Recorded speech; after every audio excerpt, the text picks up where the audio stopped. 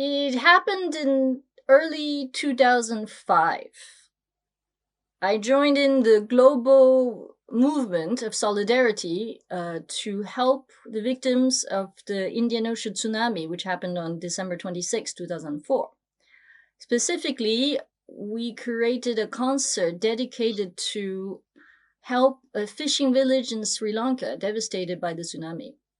It was a very simple concert I created myself in the Anglican Church in Monaco. I think I made posters, very basic posters myself, and a few friends and I offered our music. But what was surprising was the generosity of the people of Monaco. The church was full, and we received a lot of donations. And this was a turning point for me, because I realized that if musical concerts could generate concrete and immediate aid to those in need, why don't we do these concerts more often? Not only as exceptional events after major catastrophes, but as an ongoing mission. And this was the starting point or the inspiration for ZhangomusiQ.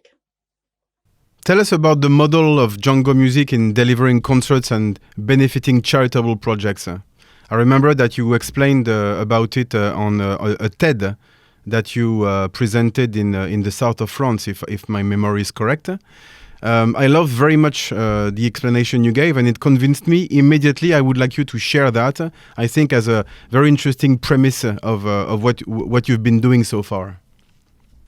Well, the business model of live performance, musical performance, or any showbiz in a way, it's been the same since the beginning of time. Human beings have been playing music, singing, dancing since forever.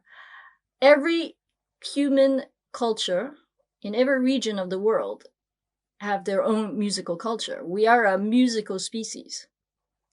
So the idea of playing music to a public, it's a very ancient model. Before, we used to play for emperors, for the kings, or for the people, musicians. The business model was a two-way formula, which means as a musician, we offer our art. As a public, you pay to come to a concert or to hear some music, to receive some beauty, entertainment, delight. So this has always been a two-way street. What we experimented with ZhangomusiQ was that we added two more players in this formula. The cost of each concert, the cost of creating the concert, which means the technical cost, the fees for the musicians, the insurance, the lighting, all that stuff, renting the venue, is generated by partnerships, whether it's corporate or governmental partnerships, dedicated to social responsibility. And we invite an NGO to come to the concert to talk about their projects, whether it's educational, humanitarian, or ecological. And the NGO receives the entire revenue of each concert. So we have turned this two-way street, the classical two-way business model, into a four-way alliance.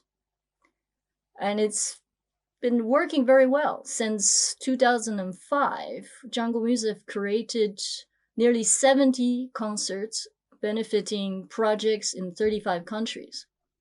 That's remarkable. I was going to ask you to share a few important times, how ZhangomusiQ has identified targets and has approached these people.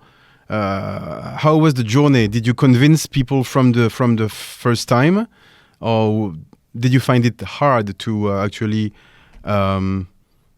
convince people to collaborate with you for the good of their own cause?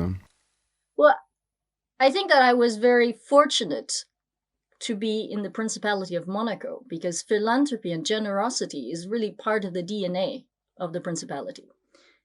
Almost everyone I know in Monaco is involved in at least one or several charitable associations, projects. So this is the culture of Monaco, even though it's a very international community, or perhaps because it's an international community, that everyone have this shared desire to help others who are less fortunate.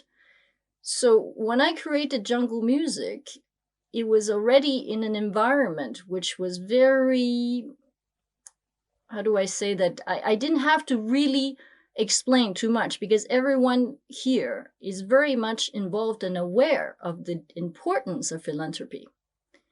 And in the very beginning, I had helped from several very good friends who were not musicians, but were entrepreneurs, bankers, who taught me how to create events and also helped me to bridge the link on how to generate the funding and how to create partnerships.